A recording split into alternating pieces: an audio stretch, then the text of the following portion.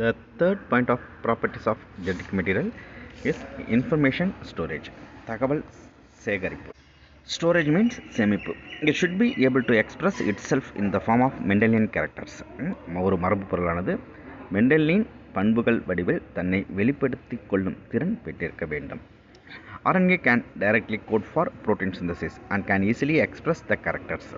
RNA பொறுத்த அளவில் அது புரோட்டீன் உற்பத்திக்கான தகவல்களை தருவதில் நேரடியாக பங்கேற்பதால் பண்புகளை வெளிப்படுத்துவது அதற்கு ரொம்பவும் எளிதானது ஆகும். DNA, however, depends on RNA for synthesis of proteins. ஆனால் DNA புரத உற்பத்திக்கு RNAவை சார்ந்தே இருக்க வேண்டும். Both DNA and RNA can act as a genetic material, but DNA being more stable stores the genetic informations and RNA transfer the genetic informations. இங்கே பார்த்தோம்னா டிஎன்ஏவும் ஆர்என்ஏவும் இரண்டுமே மரபணு பொருட்கள் தான். ஆனால் டிஎன்ஏ அதிக நிலைப்புத்தன்மை பெற்றிருக்கு. மரபு தகவல்களை சேமிக்க முடியும். ஆர்என்ஏ அத்தகைய மரபு தகவல்களை கடத்த முடியும். இப்போ இங்கே பார்த்தோம்னா ரெண்டு டிஎன்ஏ ஆர்என்ஏவும் ரெண்டு மரபு பொருள் தான். ஆனால் ஆர்என்ஏவை காட்டிலும் டிஎன்ஏ வந்து அதிக அளவு நிலைப்புத்தன்மை பெற்றிருக்கு.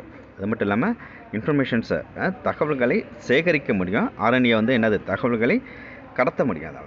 The fourth point, variations through mutations. திடீர் மாற்றம் மூலம் மாறுபாடுகள்.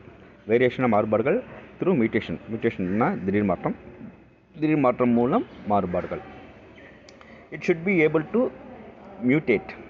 இந்த மரபு பொருட்கள் திடீர் மாற்றத்திற்கு ஆட்பட வேண்டும். It should be able to mutate. Both DNA and RNA are able to mutate. இங்கே டிஎன்ஏ மற்றும் ஆர்என்ஏ ஆகிய இரண்டுமே திடீர் மாற்றம் அடையும் திறன் பெற்றவை. இந்த ரெண்டுக்குமே அந்த திறன் இருக்குது.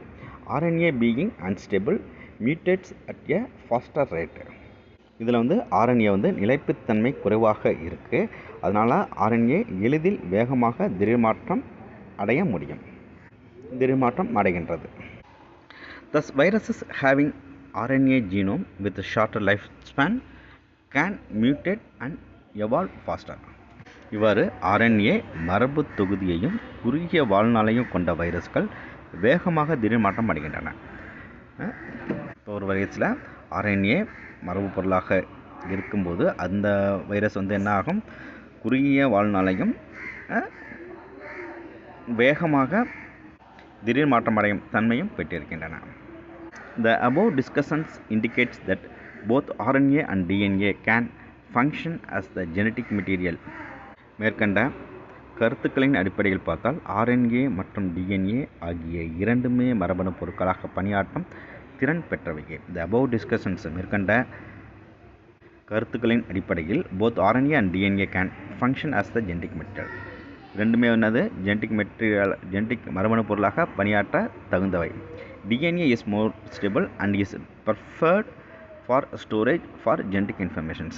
இதில் பார்த்தோம்னா டிஎன்ஏ வந்து அதிக நிலைப்புத்தன்மை உடையதாக இருக்குது and is preferred for storage. அது மட்டும் இல்லாமல் அது மரபு தகவல்களை சேமிக்க அதற்கு அதிக முன்னுரிமை தரப்பட்டுள்ளது. ப்ரிஃபர்னா முன்னுரிமை தரப்பட்டிருக்கு. preferred for storage for genetic informations.